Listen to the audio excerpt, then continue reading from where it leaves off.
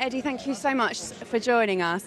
First of all, how disappointing for all of that work that your players put in and exactly how hard they worked and exactly what you asked them to do to be denied those 3 points by a dubious penalty, shall we say? I saw you didn't think it was a penalty. We saw what you said to your players. Tell us about it. Yeah, well, I'm still coming to terms with it, to be honest. I feel really flat, but at the same time, very, very pleased with what the players have given today. I mean, you can see the squad is very, very thin.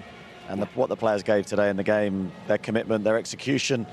Yeah, we rode our luck at times, but I think we deserve that. And we sort of ran out of luck at the end because I didn't think it was a penalty. We're going to show you it again here, so you get a couple more replays and a bit of a closer shot, perhaps. So you can talk us through whether or not that is a penalty for you. Well, also, what you're not taking into account here, watching the replays, is how quick that ball. It was like so quick, live. And it's hit his chest first, and I think that's the key thing.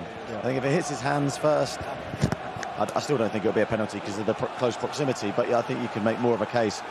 I don't think there is a case when it hits another body part first and his hands are low. Eddie, I don't know if you saw the one earlier on in the game with Miley that hit his quad and then bounced up and hit his arm. VAR had a look at it and decided it wasn't a penalty. The exact same situation, and they didn't give the penalty. Well, that's the frustrating thing, I think, whether the referees... he's under pressure with every decision here with the crowd, which you might not be aware of at home, that the pressure put on the referee by the crowd was extreme, and it's the last seconds of the game and he's given it. I didn't think either of them were a penalty, to be honest with you, and I think you're showing remarkable restraint and fair play to you. I thought it was a horrendous decision, and I don't know how you feel for your players. I thought your players, as you correctly said, gave you absolutely everything. They worked their socks off. You looked at your bench, you couldn't really get any help from them. I understand that, and then to get robbed basically by that decision by a referee who I thought up to that point was having a good game, but when he comes over and has a look at it, Eddie, and then he's actually watching it come off his chest and then hit his elbow where he's got nowhere to go, I just for the life of me can't get it. Well, I think you've summed it up better than I could because I'm not allowed to, so my inner thoughts are obviously... Leave it to us to get into the end, because I share every thought that you have there. And I did think he was having a good game to that point because I think he'd been strong. He'd been strong with the correct decision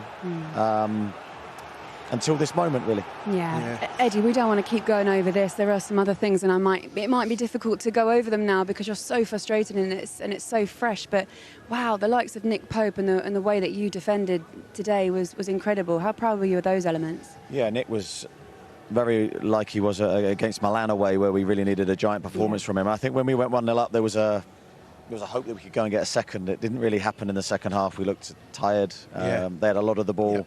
And then I think the players sort of accepted we just have to defend well here when we have to protect our goal like our life depends on it. And I thought we did. Nick was a huge part of that, as were all the other players in the team. And it looked like we got there. It looked like they'd missed some chances, and you can't deny that. But I think here, with our current situation, they're always going to have chances in that second half. But full credit to what the players gave today. Eddie, what's going through your head at that moment? Because everyone could see they were tired, and they accepted, let's just defend the box, and they defended brilliantly. Is there any part of your mind that's thinking, should I go to 5 at the back?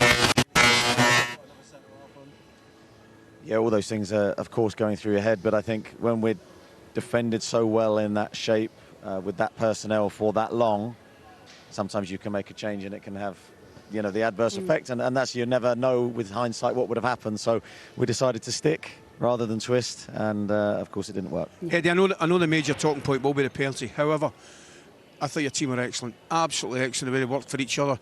And I thought they weathered the initial storm, which you probably would expect from coming to a place like this. PSG first 5-10 minutes of the opening half. After that, I thought some of the football you played was excellent, particularly in the middle of the park. Guimarães, Joe Linton, Lewis in the middle of the park, they were terrific. I thought the work rate for Almiron was superb. So I know you'll be disappointed, but at the same time, balancing it out, you've got to be so proud of those boys tonight. Yeah, and we're still in it, and I think that's another thing we can't forget. We easily could have come here tonight and not be in the competition anymore, and then we're playing the last game, becomes a dead one. Yeah.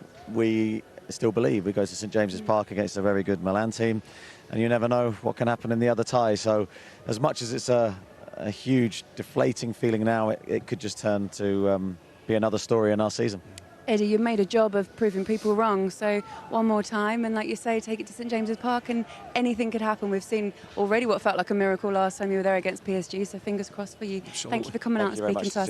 I understand how disappointed it is, but appreciate it so much.